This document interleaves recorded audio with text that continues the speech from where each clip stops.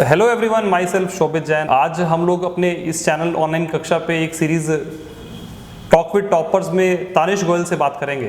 तानिश गोयल ने इस बार JEE advance 2020 में 1577 रैंक हासिल की है और जेई मेंस में तानिश का 99.5 परसेंटाइल है।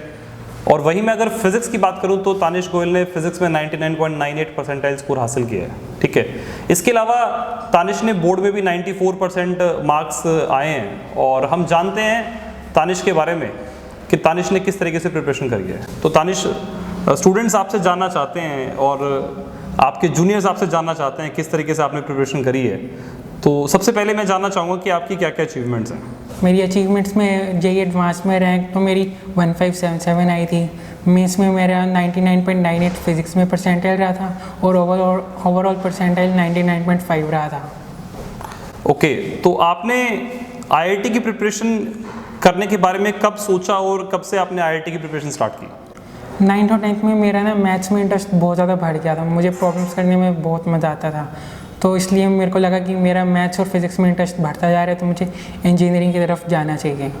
ऊपर से मेरे फैमिली में भी तीनों डॉक्टर्स हैं, मेरे मम्मा पापा और मेरी दीदी डॉक्टर्स हैं, तो मुझे लगा ये कुछ हट के भी हो जाएगा। आपने प्रिपरेशन करना आईआईटी जेई के लिए कब स्टार्ट किया? मैंने अपनी प्रिपरेशन 11th में शुरू कर दी थी।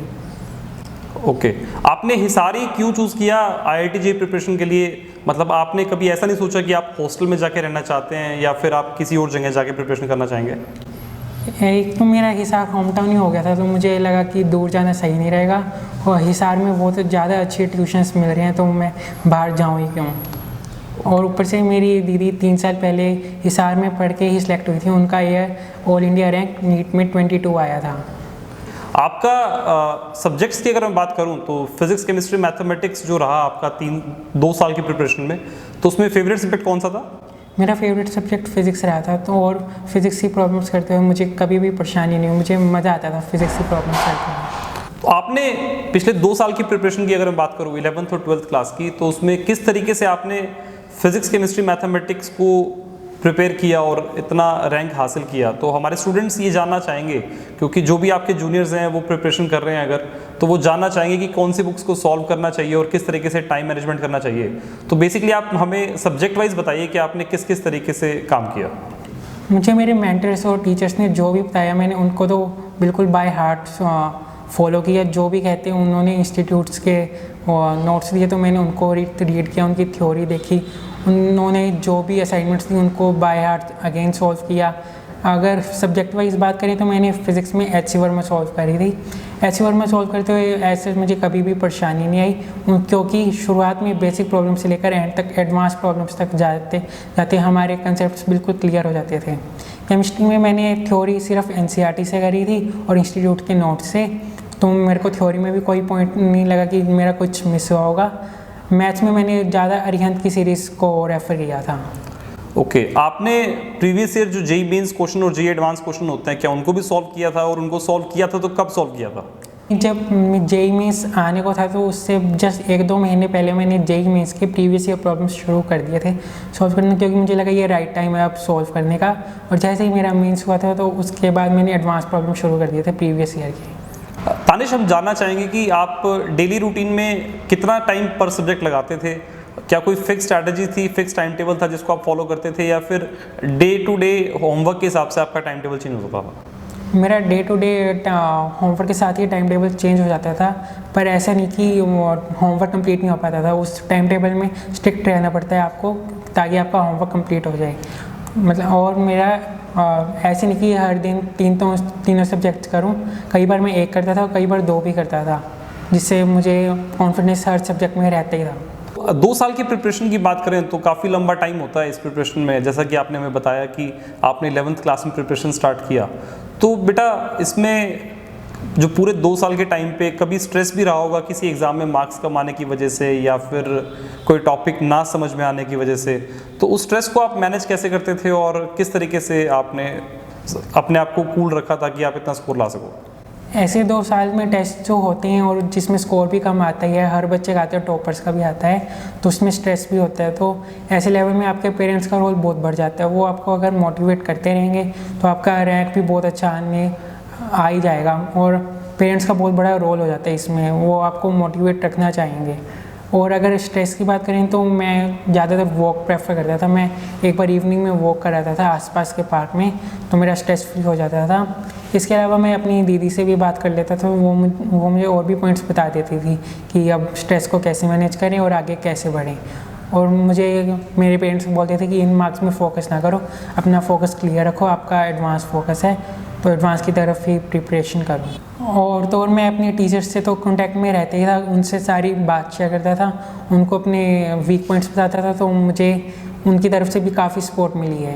क्या इस 2 साल की प्रिपरेशन के टाइम के अंदर, क्योंकि 2 साल का टाइम बहुत बड़ा है, कभी ऐसा हुआ कि बहुत ज़्यादा परेशानी हुई हो, बहुत ज़्यादा ऑब्स्टेकल्स आए हो आपकी प्रिपरेशन में, कि आपका मन किया कि नहीं मुझे तो ये प्रिपरेशन नहीं करनी या मुझे छोड़नी है ये प्रिपरेशन, मुझसे नहीं हो पा रहा, क्या कभी ऐसा रहा?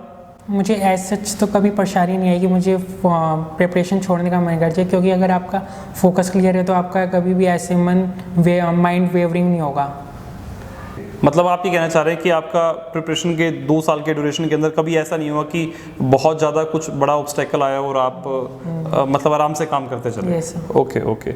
आपका क्या फ्यूचर प्लान क्या है बेटा, कि आप कहाँ कहाँ एडमिशन लेना चाहते हैं और आगे लाइफ में क्या करना चाहते हो?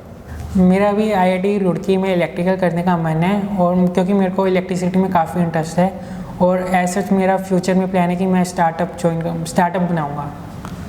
ओके। आपके जूनियर्स आपको देख रहे हैं, आपकी बात सुन रहे हैं, आपने जूनियर्स को ये तो बताया कि कौन कौन से बुक से आपने पढ़ाई करी, ठीक है, और आपने ये भी बताया कि किस तरीके से टेस्ट में मार्क्स कमाने पे आपने अपने आप को मतलब मैनेज किया और किस तरीके से अपने आप को स्ट्रेस फ्री रखा। कोई ऐसी बात जो आप स्टूडेंट्स को, जूनियर्स को बताना चाहें कि भाई मतलब कोई एडवाइस आप स्टूडेंट्स को देना चाहें तो आप क्या देना चाहेंगे? मेरी मेन एडवाइस तो जूनियर से यही रहेगी कि अपने टीचर्स के टच में रहो, वो आपके लिए कभी भी बुरा नहीं सोचेंगे। तो हमेशा जो भी टीचर्स आपको एडवाइस करें, जो भी असाइनमेंट्स दें, उनको हमेशा सॉल्व करते रहें, और जो भी वो करने को कहें उनको हमेशा करें, क्योंकि वो कभी भी आपका बुरा नहीं चाहेंगे। और मतलब अगर टाइम की बात करें तो ये 2 साल काफ़ी सफिशिएंट रहते हैं इन प्रिपरेशन करने के लिए। तो ये थे तानिश गोयल, और जिन्होंने हमें बताया कि किस तरीके से इन्होंने 2 साल प्रिपरेशन करी और ये रैंक हासिल किया। इस सीरीज़ में टॉक विद टॉपर्स में हम ऐसे ही आपको अपने और स्टूडेंट्स से मिलवाते रहेंगे जिन्होंने हमारे साथ प्रिपरेशन करके एक अच्छा स्कोर हासिल किया और जो भी उनके टारगेट थे वो अचीव किए। और आप भी अगर हमारे साथ जुड़ करके प्रिपरेशन करना चाहते हो तो हमारे कोर्सेज़ ऑफलाइन एंड ऑनलाइन दोनों मोड्स में अवेलेबल हैं। आप हमसे हमारे कोर्सेज ज्वाइन करने के लिए इस वीडियो के डिस्क्रिप्शन में फॉर्म होगा, उस फॉर्म को फिल कर सकते हो। हमारी टीम आपसे कांटेक्ट करेगी।